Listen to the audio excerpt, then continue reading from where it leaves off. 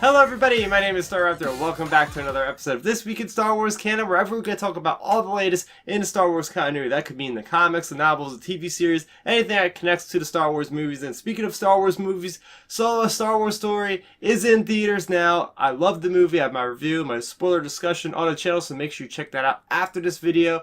And speaking of spoilers, this week's episode will be full of them as far as Solo because, well, everything I'm talking about this week is tied into Solo: A Star Wars Stories. Yes, we have all that awesome tie-in material, so that is your spoiler alert. The first thing I'm going to talk about, as always with every Star Wars movie, we have some sort of guide written by Pablo Hidalgo. Solo is no different. We have the official guide. So how does this compare to the other guides that Pablo has written? I still like the Rogue One the best. It had the most meat to its bones.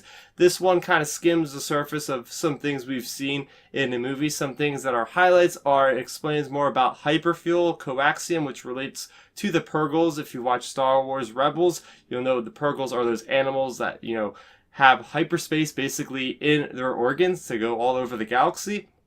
Something else that was interesting was the explanation of sabacc and its many rules. There's many different forms of sabacc, so we kind of learn more about that. I thought it was really cool about Dryden Voss, how he's actually a near human. Those marks that we thought were scars all over his face are actually something with adrenaline. So that was another question I have, is what is a near human exactly? Now, is that some kind of human that, was mixed with another alien?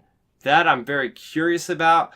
Some qualms I have about this visual guide are actually about some of the characters are just still so mysterious. Even though we've seen what happens to the characters and we know their identities in the movie of Solo, they still act like they are mysteries in this book. So I really wanted to dive more deeper into these characters' backstories, and unfortunately some of them are just still as mysterious as they were in the movie. The next piece of Solo tie material that came out this week is a young novel, Star Wars Most Wanted, written by Rae Carson. This is her first novel in the Star Wars universe. She's done short stories before, both of which I very much enjoyed, and this book is no different. She really gets a great understanding of the characters, and this story itself places it in a timeline right before, or maybe a couple months to a couple weeks before we see Han in his earlier age, along with Qi'Ra on Corellia. So they are basically part of the White Worms.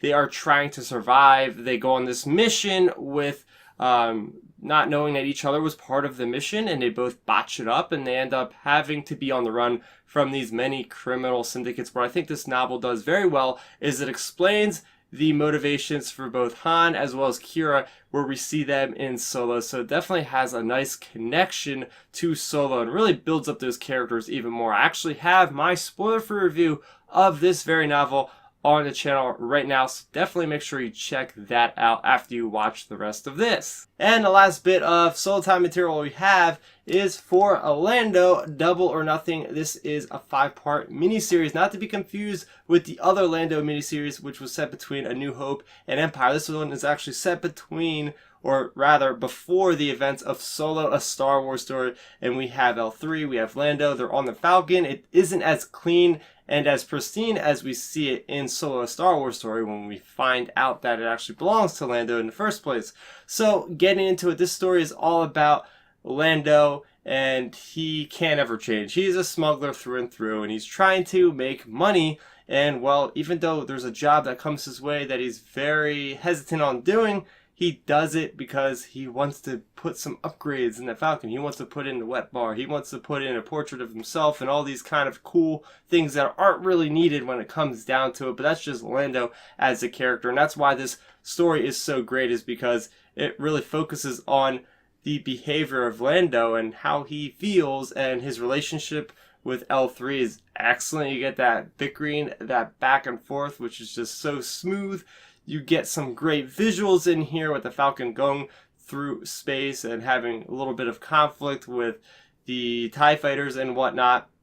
We have a couple new characters tied to this planet that they're trying to smuggle. This is the mission. They're trying to smuggle these arms to this planet to start basically a rebellion against the Empire on this droid factory repair shop type place. So you already know that L3 is going to have some interest in there because she is a droid activist or whatever and trying to rise up with the rights of the droids. So all in all, this was a very fun issue, a lot of setup obviously, but I'm very much looking forward to where this goes in the future. So that is going to do it for everything that came out this week in Star Wars. A very Solo-centric week tying into the movie, which again, I love the movie. So I want to hear what you guys think about everything that came out this week. Did you enjoy Solo? How about the comic? Did you pick it up? What about Most Wanted? Are you interested in reading that? And do you pick up the official guide for every movie like I do? It's always exciting to go to the bookstore the day after a movie comes out and just pick up everything and just consume it as fast as I can, because that's exactly what I did with these. So all my reviews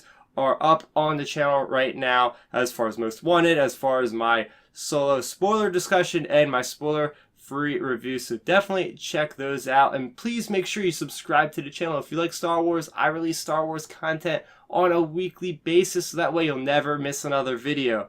My name is Starrapter, and may the Force be with you always. Thanks for checking out the video. Please hit that thumbs up symbol. It helps me know that I'm making content that you guys enjoy. And if you enjoyed this video, I also included 2 videos down below you guys should check out. And please consider subscribing to this channel. It helps support me, and it notifies you guys of when I get new videos up on the channel. You can also contact me on Twitter, Facebook, and Instagram at Starrapter.